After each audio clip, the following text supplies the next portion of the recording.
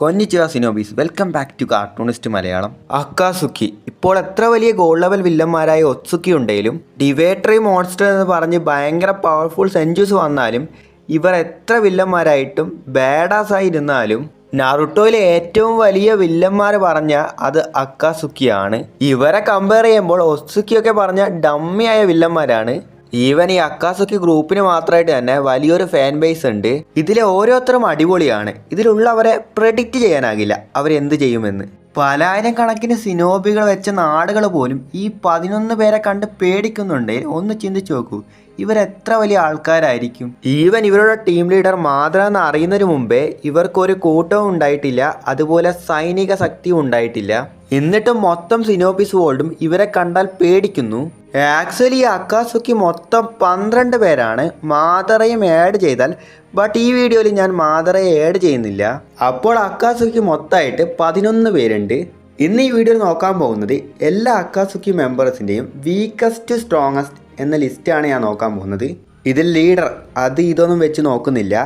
അവരുടെ powers, weakness, screen time, അവരുടെ back story, attitude, ഓറ, ഇതെല്ലാം വെച്ചുള്ള ഒരു റാങ്കിങ് ആണ് എൻ്റെ. ഈ വീഡിയോയിലെ മൊത്തം റാങ്കിങ് ഞാൻ എൻ്റെ രീതിയിൽ അനലൈസ് ചെയ്തിട്ടതാണ്. അതുപോലെ നിങ്ങൾക്കും ഒരു ലിസ്റ്റ് ഉണ്ടാകും, നിങ്ങൾക്കും ഫേവറേറ്റ് അക്കാസുക്കി മെമ്പർ ഉണ്ടാകും. അത് ഏത് എന്ന ലിസ്റ്റ് എന്ന് താഴെ കമൻറ്റ് ചെയ്യുക.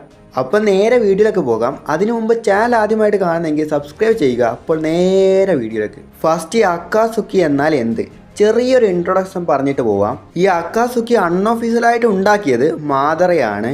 മാദറയാണ് മാസ്റ്റർ മൈൻഡ്. മാദറയ്ക്ക് മുകളിലും മാസ്റ്റർ മൈൻഡ് ഉണ്ട്, അവരെക്കുറിച്ച് പറയാം. മാദറയ്ക്ക് ശേഷം അക്കാസുക്കി ഒഫീഷ്യലായിട്ട് ആരംഭിച്ചത് മാദറയുടെ പേരിൽ ഒബീറ്റോ ആണ് തുടങ്ങിയത്. എന്തിനാണ് ഇത് ആരംഭിച്ചത് എന്നാൽ ടെയിൽ പിസ്റ്റൊക്കെ കളക്ട് ചെയ്ത് ഇൻഫിനിറ്റി സുക്കിയോമി കിട്ടാൻ. അതാണ് അക്കാസുക്കി ഉണ്ടായതിന്റെ മെയിൻ റീസൺ. ഇതിലുള്ള 11 മെമ്പേഴ്സും ഒന്നായ ശേഷം അക്കാസുക്കി ഉണ്ടായതല്ല.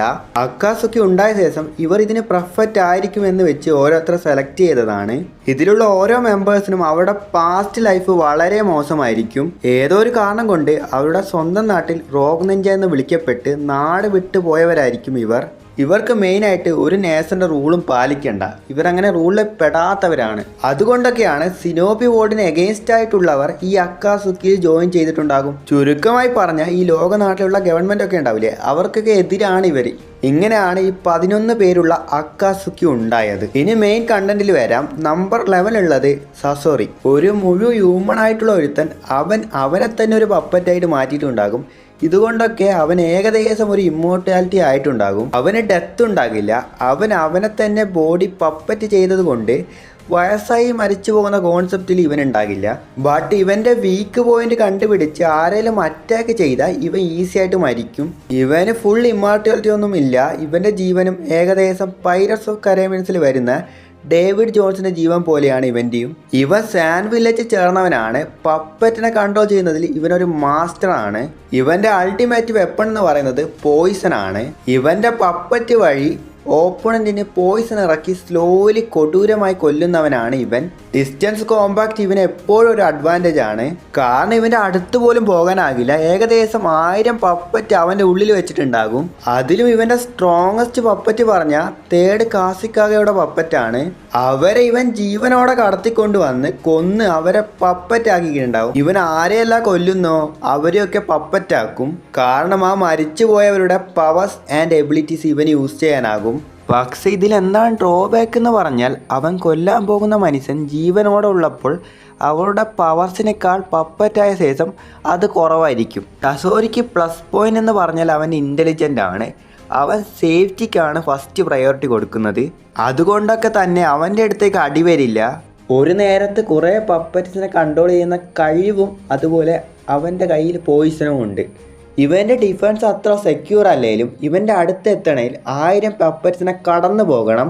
അതിനു മുമ്പ് ഇവൻ പോയിസൺ അറ്റാക്ക് ചെയ്യാൻ നോക്കും. സാസോറയുടെ വീക്ക്നെസ് പറഞ്ഞാൽ അവൻ്റെ പേരൻസ് ഇമോഷനാണ്. അവൻ കുഞ്ഞായിരിക്കുമ്പോൾ ഒരു യുദ്ധത്തിൽ അവൻ്റെ അച്ഛനും അമ്മയും മരിച്ചിട്ടുണ്ടാകും. അവൻ്റെ അമ്മൂമ്മയായിരിക്കും അവനെ വളർത്തിയത്. അവനോട് പപ്പറ്റ് ഉണ്ടാക്കാനും കൺട്രോൾ ചെയ്യാനും അമ്മൂമ്മയാണ് അവനെ പഠിപ്പിച്ചത് കൊടുത്തത്. അമ്മയും അച്ഛനും മരിച്ചത് കൊണ്ട് അവൻ നല്ല വിഷമത്തിലായിരിക്കും. അമ്മൂമ്മ പറഞ്ഞ പപ്പറ്റ് മേക്കിംഗ് വഴി തൻ്റെ അച്ഛനെയും അമ്മയും ജീവനില്ലാത്ത പപ്പറ്റായിട്ട് ഉണ്ടാക്കിയിട്ടുണ്ടാവും അവൻ. അതെന്തായാലും അവൻ്റെ പേരൻസായി മാറിയാലും അതിന് ഉണർവില്ലാത്തത് കൊണ്ട് അവന് വിഷമം വരും. മനുഷ്യ ശരീരവും മനുഷ്യന്റെ ഉണർവുകളും അവൻ വെറുക്കാൻ തുടങ്ങി. കാരണം മനുഷ്യരുകൾ അധികം സങ്കടപ്പെടുന്നത് ഉണർവുകൾ കൊണ്ടാണ്. അതുകൊണ്ടാണ് ഒരു ഇമോഷൻ ഇല്ലാത്ത ഒരു പപ്പറ്റായി അവനെ മാറ്റിയത്. അവൻ എന്ത് പപ്പറ്റായാലും അവൻ അവസാനം മരിച്ചു പോകാൻ കാരണം അവന്റെ ഹ്യൂമൻ ഇമോഷണലാണ്. പിന്നെ അവന്റെ മറ്റൊരു വീക്ക്നെസ് ആണ്, അവന് ഫിസിക്കലി ഒരു സ്ട്രെങ്ത്തും ഇല്ല. ഒരു ബാറ്റിൽ ഇറങ്ങിയിട്ട് ഹാൻഡ് ടു ഹാൻഡ് ഫൈറ്റ് ചെയ്യേണ്ടത്ര സ്ട്രെങ്ത് അവനില്ല. അവൻ എന്ത് ഇൻ്റലിജൻ്റ് ആണെന്ന് പറഞ്ഞാലും ഹാൻഡ് ടു ഹാൻഡ് ഫൈറ്റിൽ അവൻ കുറച്ച് വീക്കാണ്. ക്ലോസ് റേഞ്ച് അവന് നടക്കില്ല, ഡിസ്റ്റൻസ് റേഞ്ച് മാത്രമേ അവനെ കൊണ്ടാകൂ. സസോറിയ ലാസ്റ്റ് ഇട്ട കാരണം അവൻ്റെ അടുത്തൊരു ഫിസിക്കൽ സ്ട്രെങ്ത്തും ഇല്ല. പപ്പറ്റിനെ കൺട്രോൾ ചെയ്യുന്ന ഒഴിച്ച് ഒരു നെഞ്ചൂസ്റ്റും അവൻ അറിയില്ല. അതുപോലെ അക്കാസുക്കിൽ ഫസ്റ്റ് ഡിഫീറ്റ് ആയതും ഇവനായിരിക്കും. ഇനി 10th പ്ലേസ് ഉള്ളത് ഹിഡാൻ. ഇവൻ കറക്റ്റ് സാസോറിക്ക് ഓപ്പോസിറ്റ് ആണ്. സാസോറി ഭയങ്കര സൈലൻ്റ് ആയിട്ടുണ്ടാകും, ഇവനാണ് ഒരു ഭ്രാന്തനായിട്ട് കളിക്കുക. ഓപ്പോസിറ്റ് നിൽക്കുന്നവർക്ക് ഇവ ഒരു സൈക്കോ പോലെ ആയിട്ടാണ് ഉണ്ടാകുക. ഈ അക്കാസുക്കി മെമ്പേഴ്സിൽ ഒരു ഫുൾ ഫ്ലഡ്ജഡ് ഇമ്മോർട്ടാലിറ്റി ഇവനാണ് ഉള്ളത്. ആരെക്കൊണ്ടും ഈസി ആയിട്ട് ഇവനെ കൊല്ലാനാകില്ല. തലയെ തന്നെ രണ്ടായിട്ട് വെട്ടിയാലും തിരിച്ച് തലയിലെടുത്ത് വെച്ച് സംസാരിക്കും. പക്ഷെ വിധി നോക്കൂ, ഒരു സാധാരണ ഒരാൾ ഒരു എക്സ്ട്രോർഡിനറി പവറുമില്ലാത്ത സിനോബിയുടെ കൈ കൊണ്ട് മരിച്ചിട്ടുണ്ടാകും. വെറും ബുദ്ധി വെച്ചിട്ട് ഒരു ഇമ്മോർട്ടായ ഒരാളെ കൊന്നിട്ടുണ്ടാകും. സിക്കമാറു എത്ര വലിയൊരാളായിരിക്കും ചിന്തിക്കും. ജേസിൻ എന്ന ദൈവത്തെ പ്രാർത്ഥിച്ചത് കൊണ്ടാണ് ഇടാൻ ഈ പവർ കിട്ടിയതെന്ന് അവൻ പറയും. ഈ പവർ കഴിഞ്ഞിട്ട് ഇവന് മറ്റൊരു പവറും കൂടെയുണ്ട്, അതാണ് ക്രസ്. ആ പവർ കൊണ്ട് വേറൊരാളെ ബ്ലഡ് അവൻ്റെ കൈ കിട്ടിയാൽ അവന് ചുറ്റും ഒരു റിച്വൽ മാർക്ക് വരയ്ക്കും. എന്നിട്ട് അതിൻ്റെ ഉള്ളിൽ ഇവൻ നിൽക്കും. അതിൻ്റെ ഉള്ളിൽ അവൻ നിൽക്കുമ്പോൾ അവൻ്റെ അടുത്ത് എത്ര അടി വന്നാലും അതെല്ലാം ആ ബ്ലഡിൻ്റെ സ്വന്തക്കാരനായിരിക്കും കിട്ടുക. ഇത്രയും ആപത്തായ പവർ ഇവൻ്റെ അടുത്ത് ഉള്ളത് കൊണ്ട് ഓപ്പണൻ്റ് ആരും ഇവൻ്റെ മേലെ കൈവയ്ക്കില്ല. ഇവൻ ഇഡൻ ഓട്ട് സ്പ്രിംഗ് എന്ന സ്ഥലത്ത് നിന്നും വന്നവനാണ്. ഇവൻ്റെ അടുത്ത് പറയേണ്ട അത്ര ബാക്ക് സ്റ്റോറി ഒന്നുമില്ല. ഇവൻ ജനിച്ച മുതൽ ഒരു സാഡിസ്റ്റും കൊടൂരമായ ബുദ്ധിയുള്ളവനുമാണ്. സമാധാനമായിരിക്കുന്നത് ഇവന് ഇഷ്ടമല്ല. ഇവൻ അക്കാസുക്കിൽ ജോയിൻ ചെയ്തത് തന്നെ ഒരു ഫണ്ണിനായിരിക്കും. ഇവന്റെ പ്ലസ് പോയിന്റ് എന്ന് പറഞ്ഞാൽ അത് ഇവന്റെ സ്പീഡായിരിക്കും. അടുത്തത് ഇവന് കിട്ടിയ ഇമ്മോർട്ടാലിറ്റിയും ക്രസ് പവറുമായിരിക്കും. ഇമ്മോർട്ടാലിറ്റി ഒന്നുണ്ടേ തന്നെ ഡിഫീറ്റ് ചെയ്യാൻ കഷ്ടപ്പാടാണ്. പിന്നെ ഇവന്റെ അടുത്ത് ക്ലോസ് റേഞ്ച് ഫൈറ്റ് നടക്കേയില്ല. ഇവൻ ബാക്കിയുള്ളവർ പറയുന്നതൊക്കെ ചെയ്യും, എന്തിനും ചോദിക്കില്ല, ചിന്തിക്കില്ല, ഇവൻ അങ്ങ് ചെയ്യും. ഇവന്റെ വീക്ക്നെസ് നോക്കിയാൽ ഇവന് ബുദ്ധി എന്ന് പറഞ്ഞ സാധനമില്ല. ഉള്ള പവർ കറക്റ്റ് യൂസ് ചെയ്യാൻ അറിയാം. ഇവന്റെ അടുത്താണെങ്കിൽ ഫിസിക്കൽ സ്ട്രെങ്ത്തും ഫൈറ്റിംഗ് സ്കില്ലൊന്നും വലുതായിട്ടില്ല. അതാണ് ഇമ്മോർട്ടാലിറ്റി ഉണ്ടല്ലോ, അതുകൊണ്ട് അതിനെക്കുറിച്ചൊന്നും ഇവൻ ചിന്തിക്കുന്ന പോലും ഇല്ല തോന്നുന്നു. ഡിസ്റ്റൻസ് കോമ്പാക്ട് ഇവനെ കൊണ്ട് പറ്റില്ല. ഫൈറ്റ് കുറേ നേരം പോകുകയേ ഉള്ളൂ, അവസാനിക്കില്ല.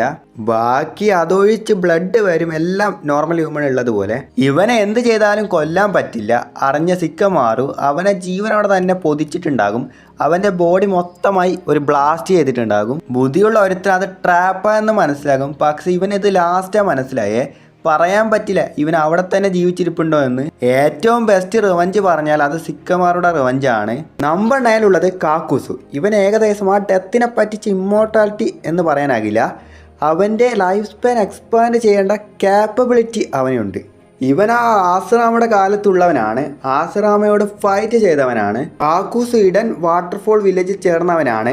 ആ ടൈം പീരീഡിൽ ആശ്രമ ജീവിച്ച കാലത്ത് ആശ്രാമയെ കൊല്ലാൻ വേണ്ടി വാട്ടർഫോളിൽ ചേർന്ന മുഖ്യമായ ആൾക്കാരുകൾ കാക്കുസുവിനെ അയച്ചു വിട്ടിട്ടുണ്ടാകും. അതൊരു സുസൈഡ് മിഷൻ എന്ന് ഇവനും അറിയാം, അയച്ച മുഖ്യസ്ഥർക്കും അറിയാം. അങ്ങനെ കാക്കുസ് പോയി ആശ്രയോട് ഹാൻഡ് ടു ഹാൻഡ് ഫൈറ്റ് ചെയ്ത് ജീവൻ മതി എന്ന് പറഞ്ഞ് ഓടി വന്നിട്ടുണ്ടാകും. ബട്ട് ഇവർ എന്താ ചെയ്തിട്ടുണ്ടാകുമെന്ന് പറഞ്ഞാൽ, നീ ആശ്രാമയെ കൊല്ലുന്ന മിസിൽ തോറ്റു എന്ന് പറഞ്ഞ് ഇവനെ ജയിലിട്ടിട്ടുണ്ടാകും. ഇത് ഇവനൊരു ചതിയായി തോന്നും. ഇതൊരു സുസൈഡ് മിഷൻ അറിഞ്ഞിട്ടും സ്വന്തം നാടിന് വേണ്ടി എനിക്ക് കിട്ടിയത് ഇതാണോ എന്ന് അവൻ ചിന്തിക്കും. ജയിലിൽ നിന്നും വന്ന് ആ മുഖ്യസ്ഥകളെ കൊന്നിട്ട് എർത്ത് ഗത്ത് ഫിയർ എന്നൊരു ഫോർബിഡൻ ജ്യൂസ് ഇവൻ പഠിക്കും. ഇത് ഇവനെ അസാധ്യമായി പവറുള്ള മനുഷ്യനായി മാറ്റുന്നു. ഇതുകൊണ്ട് അവൻ കൊല്ലുന്ന എനിമീസുകളുടെ ബോഡി പാർട്ട് എടുത്ത് റീപ്ലേസ് ചെയ്യാൻ അവനാകും, മുഖ്യമായി ഹൃദയത്തെ. ഇതുകൊണ്ട് അവന് ലൈഫ് സ്പാൻ എക്സ്പാൻഡ് ആകും. അതുപോലെ ഹൃദയത്തിന്റെ ഓണർ അടുത്ത് കൂടുതൽ ചാക്ര ഉണ്ടെങ്കിൽ അത് ഇവനും കിട്ടും. മറ്റുള്ള അക്കാസുക്കി മെമ്പർ അക്കാസിൽ നിൽക്കുന്നതിന് ഓരോ കാരണങ്ങളുണ്ടാകും. കാക്കുസ് ഇവിടെ ഉള്ളതിന് ഒറ്റ കാരണം പണം മാത്രമാണ്. സിനോബി വേൾഡിൽ one of the deadliest Bondi Hunter എന്ന് പറഞ്ഞാൽ അത് കാക്കുസു ആണ്. ഇവ ഒരുത്തനെ കൊല്ലുന്നതിന് മുമ്പ് ഇവനെ കൊന്നാൽ എത്ര കിട്ടുമെന്ന് നോക്കിയിട്ടാണ് കൊല്ലുക. അങ്ങനെ ചുമ്മാ ഒന്നും ഇവൻ ആരെയും കൊല്ലില്ല. ഇവനെ കൊണ്ട് fire, wind, lightning, water, earth എന്ന് പറഞ്ഞ് 5 ചാക്ര നേച്ചർ യൂസ് ചെയ്യാനാകും. അവൻ്റെ ബോഡിയിൽ ഓരോ മാസ്കും ഓരോ ചാക്ര യൂസ് ചെയ്യും. ഇവനെ കൊല്ലുന്നത് അത്ര ഈസി അല്ല. ഇവൻ്റെ അടുത്ത് നാച്ചുറലായിട്ട് തന്നെ നല്ല ഫിസിക്കൽ സ്ട്രെങ്ത് ഉണ്ട്. അതേം കഴിഞ്ഞ് അവനെ കൊന്നാലും അവൻ്റെ അടുത്ത് 5 ഹൃദയമുണ്ട്, അതിൽ 5 ജീവനുമുണ്ട്. ആ 5 ഹൃദയത്തെ മുഴുവനായിട്ട് കൊന്നാലേ കാക്കൂസിനെ കൊല്ലാനാകൂ. ഇത്രയും പവേഴ്സ്, ഇത്രയും സ്ട്രെങ്ത് ഉണ്ടായിട്ടും ഇവൻ എന്തുകൊണ്ട് 9th പ്ലേസ് ഇട്ടതെന്ന് ചോദിച്ചാൽ, അത്രയും പേരെ വിറപ്പിച്ചിട്ട് കാലം കഴിഞ്ഞ് ഒരുപാട് യുദ്ധങ്ങൾ ചെയ്തിട്ടും നറുട്ടോയുടെ റസൻ സുറുക്കിയൽ ഒരു അടി തീർന്നിട്ടുണ്ടാകും. ഇവൻ നാരുട്ടോയ്ക്ക് കുറച്ച് പോലും ടഫ് കൊടുത്തിട്ടുണ്ടാകില്ല, ഒരു അടിക്ക് തീർന്നിട്ടുണ്ടാകും. നമ്പർ 8 ദെയ്തറ. ഫസ്റ്റ് ജിഞ്ചുറിക്കെ പിടിച്ച പ്രസക്തി ദെയ്തറക്കാണ് വരിക. എന്ത് പറഞ്ഞാലും സാസറുടെ ഹെൽപ്പുണ്ടെങ്കിലും സിംഗിൾ ആളായിട്ട് ഗാരയെ കൊണ്ടുപോയത് ഇവനായിരിക്കും. ഇവൻ ആള് കാണാൻ കുറച്ച് സൈക്കോപാത്തായിരിക്കും. ഇവന്റെ പ്ലസ് പോയിന്റ് എന്ന് പറഞ്ഞാൽ ഇവന്റെ ആർട്ട് വർക്ക്, അതുപോലെ അവൻ്റെ വീക്ക്നെസ്സും അതാണ്. ഇവൻ്റെ എക്സ്പ്ലോഷൻ ഒരു വലിയ വീട് തന്നെ ബ്ലാസ്റ്റ് ചെയ്യും, അത്ര തന്നെ പവർ ഉണ്ട്. അവൻ്റെ ചാക്ര ഒരു വൈറ്റ് കളർ കളിമണ്ണിൽ ഏഡ് ചെയ്ത് എക്സ്പ്ലോഷൻ ബോംബായിട്ട് ഉണ്ടാക്കും. ആ കളിമണ്ണിന് ഒരു രൂപം കൊടുക്കും, അതിനെ ആർട്ട് ഫോം ആക്കി അതിനൊരു പറക്കുന്ന ഒരു പറവയാക്കി ഇവന് പറക്കാനുമാകും. ഇവന് ക്ലോസ് റേഞ്ച് കോമ്പാക്റ്റ് ആകില്ല, കാരണം ഇവന് ഫിസിക്കൽ സ്ട്രെങ്ത് ഇല്ല. ഫൈറ്റ് ദൂരെ നിന്ന് കൊണ്ടുപോകുന്നതാണ് ഇവന് സേഫ് സോൺ. എന്ത് പറഞ്ഞാലും ഗാരയെ ഡിഫീറ്റ് ചെയ്താലും കാലങ്ങളായി ഉച്ചയ്ക്ക് മാത്രം ഇവനെ കൊണ്ട് ഡിഫീറ്റ് ചെയ്യാനാകുന്നില്ല. ഇവൻ അക്കാസുക്കിൽ ജോയിൻ ചെയ്ത് തന്നെ ഇറ്റാച്ചി എടുത്ത് തോറ്റത് കൊണ്ടാ.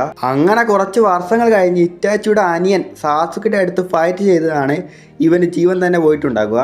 ഇവൻ്റെ അടുത്ത് ഇത്രയും ആർട്ട് ഫോം എക്സ്പ്ലോഷൻ ഉണ്ടായാലും മറ്റുള്ള അക്കാസുക്കി മെമ്പേഴ്സെ കമ്പയർ ചെയ്യുമ്പോൾ ഇവൻ ഒരർത്ഥത്തിൽ ബെസ്റ്റ് അല്ലാത്ത കൊണ്ടാണ് ഞാൻ നമ്പർ 8 കൊടുത്തത്. Number 7 black Zetsu. എല്ലാ ഗെയിമിലും ഒരുത്തനുണ്ടാകും, അടി ഉണ്ടാക്കി പ്രശ്നം ചെയ്യുന്ന കാര്യത്തിൽ ഒരുത്തനുണ്ടാകും. അവനെ കൊണ്ട് പല അടി ഉണ്ടാകും, പല പ്രശ്നങ്ങളും ഉണ്ടാകും. അങ്ങനെ ഒരുത്തനാ ഈ ബ്ലാക്ക് ജസ്റ്റു. ഇപ്പോൾ സിനോബി വേൾഡ് ഇങ്ങനെ ഉള്ളതിലും ഓരോ വാറിനും ഇവനായിരിക്കും മെയിൻ കാരണം. ഇവനാണ് ഈ അക്കാസുക്കി തുടങ്ങാനുള്ള ഒരു കാരണം. ഇവൻ്റെ അടുത്ത് സ്പെഷ്യലായിട്ട് വലിയ പവേഴ്സ് ഒന്നുമില്ല. ഫിസിക്കലായിട്ടും ശരി, ഗെൻജുസും നെൻജുസും ഇങ്ങനെയും ശരി, ഇത് രണ്ടും ഇവനില്ല. അക്കാസുക്കിയുടെ ഉള്ളിൽ ഒരു മെസ്സഞ്ചർ ആയിട്ടായിരിക്കും ഇവൻ ഇരുന്നിട്ടുണ്ടാകുക. ഈ 11 അക്കാസുക്കി മെമ്പറിൽ അവസാനമായി ഡിഫീറ്റ് ആയത് ഇവനായിരിക്കും. മാത്രം ഡിഫീറ്റ് ആയ ശേഷമാണ് ഇവനും ഡിഫീറ്റ് ആയത്. കാഗുവ ഒത്സുക്കിയുടെ 1 ഓഫ് ദ സൺ എന്ന് പറയാം. ബയോളജിക്കൽ സൺ അല്ല, അവരുടെ ബോഡിയിൽ നിന്നുമുണ്ടായ ഒരു ജീവൻ. പല ആയിരം വർഷങ്ങളായി കാഗുയെ റീസ്റ്റോർ ചെയ്യാൻ പല മോശമായ കാര്യങ്ങൾ ചെയ്ത ഒരു മാസ്റ്റർ മൈൻഡ്.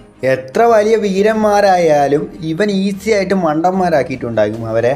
ഈ ബ്ലാക്ക് ജസ്റ്റു ഇല്ലെങ്കിൽ സിനോബി വേൾഡ് തന്നെ വേറെ രീതിയിലായിരിക്കും ഉണ്ടായിരിക്കുക. ഇന്ദ്രയ്ക്കും ആശ്രയ്ക്കും ഇടയിൽ ഫൈറ്റ് ഉണ്ടായാലും അത് നാശത്തിന്റെ പാതയിൽ പോയിട്ടുണ്ടാകില്ല. ആശ്രാമ VS മാത്ര ബാറ്റിൽ തന്നെ ഉണ്ടായിട്ടുണ്ടാകില്ല. പല ജീവനുകൾ യുദ്ധത്തിൽ നഷ്ടപ്പെട്ടിട്ടും ഉണ്ടാകില്ല. നാറുട്ടോ VS സാസുക ഫൈറ്റ് തന്നെ ഉണ്ടായിട്ടുണ്ടാകില്ല. ബ്ലാക്ക് ജസ്റ്റു ഇല്ലെങ്കിൽ യുദ്ധങ്ങൾ നടന്നിട്ടുണ്ടാകും, സ്ഥലത്തിന് വേണ്ടിയും അധികാരത്തിന് വേണ്ടിയും, അതെല്ലാം കാലത്തിൻ്റെ രീതിയിൽ അങ്ങ് നടന്നിട്ടുണ്ടാകും. ഇവൻ കാരണം അത് തനിപ്പെട്ട ഒരാളുടെ ആഗ്രഹത്തിന് വേണ്ടി നടന്നതുപോലെയായി. ഇവൻ്റെ അടുത്തൊരു പവേഴ്സ് ഇല്ലെങ്കിലും ഒരു ഭയങ്കര മാസ്റ്റർ മൈൻഡായിട്ട് എല്ലാവരെയും പറ്റിച്ച് അവസാനം മാതൃയുടെ മുതുകിൽ കുത്തിയത് കൊണ്ട് ഇവനെ 8th ലിസ്റ്റിൽ വെക്കുന്നു. നമ്പർ 6 കോണാൻ. കോണാനെ മെയിനായിട്ട് പെയിനിൻ്റെ പേഴ്സണൽ PA എന്ന് വിളിക്കുക. അവൻ എന്ത് ഓർഡർ കൊടുക്കുന്നതാണോ അത് മറ്റുള്ള അക്കാസുക്കി മെമ്പർ ചെയ്യുന്നുണ്ടോ നോക്കുന്നതും അത് സൂപ്പർവൈസ് ചെയ്യുന്നതുമാണ് ഇവളുടെ വർക്ക്. ഏത് സ്ഥലത്താണ് ഇവളുടെ ഓറ, പീക്ക് മൊമെൻറ്റ്, പവേഴ്സൊക്കെ ഏത് സമയം ബ്ലാസ്റ്റ് ചെയ്തിട്ടുണ്ടാകുമെന്ന് വെച്ചാൽ ഒബീറ്റോ VS കോണാൻ ഫൈറ്റ് അപ്പോഴാണ്. ഒബിറ്റ് എന്തായാലും ആശ്രമ സെല്ല് ഇംപ്ലാന്റ് ചെയ്താലും മാതരയോട് ഡയറക്റ്റ് ട്രെയിനിങ് എടുത്തിട്ടുണ്ടെങ്കിലും അവൻ എത്ര വലിയ പവർഫുൾ ഉച്ചയായിരുന്നാലും അവനെ തന്നെ വിറപ്പിച്ചിട്ടുണ്ടാകും കോണാൻ. ആക്ച്വലി ഒബിറ്റോ ആ സ്ഥലത്ത് നിന്നും മരിച്ചതാ.